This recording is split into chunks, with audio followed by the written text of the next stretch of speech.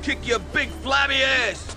But in case you can't tell already, we are heading deep into the territory of remember that from the movie? Because there's guys throwing guitars and TVs, guys hanging from balloons, tennis players on the roof. Why are they playing tennis on the roof?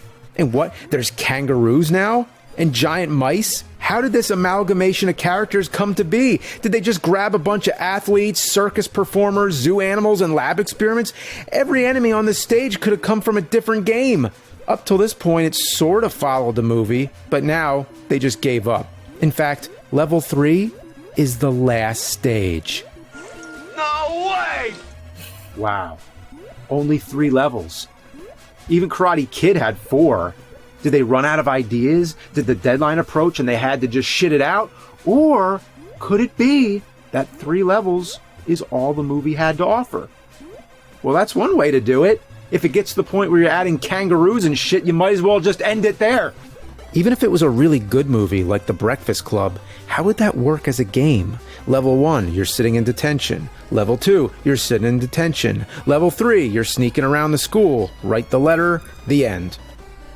So maybe you can say that what they've done with Hudson Hawk is commendable. They didn't stretch it out into 10 levels and fill it with all kinds of bullshit. No, this is a 3-level movie, so it's going to be a 3-level game. Done. Ingenious. The final boss, if you'd call it a boss, is the crystal-powered gold-making machine from the film. It's that certain type of boss that doesn't really fight back. You might as well be fighting a washing machine. All you do is go around the room, hit all the switches, then grab the crystal, and it's over. Congratulations, Hawk. The gold machine has been totally destroyed, together with the alchemy project. You may have saved the economic fate of the whole world. Wow. You may have saved it. It's not 100% confirmed, but we think you've won.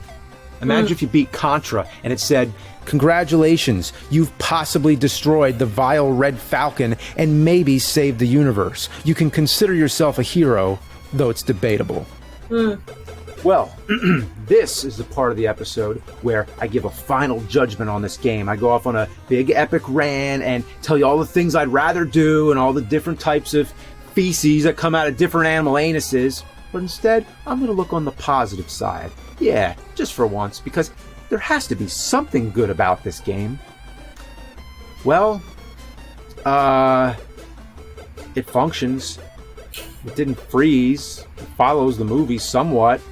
It only has 3 levels. It has a pause button.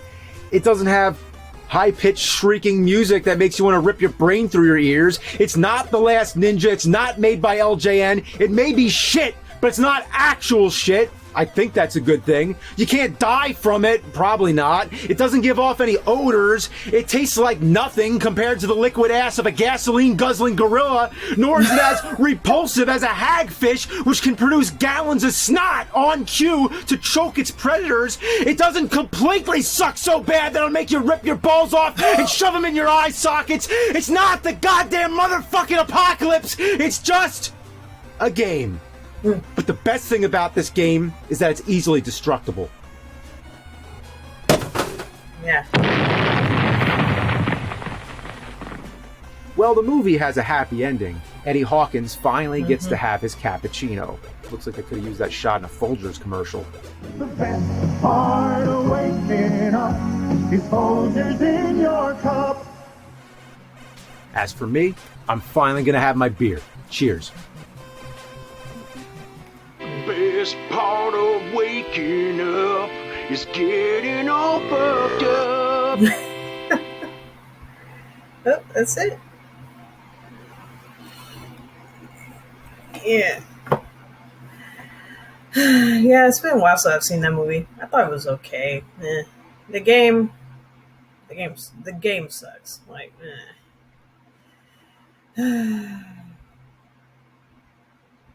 Anyway, yeah, that's it. That's my reaction to Hudson Hawk on the NES by Angry Video Game Nerd. And, well, everyone, take care of yourselves and each other, and I'll see you in the next one. Bye.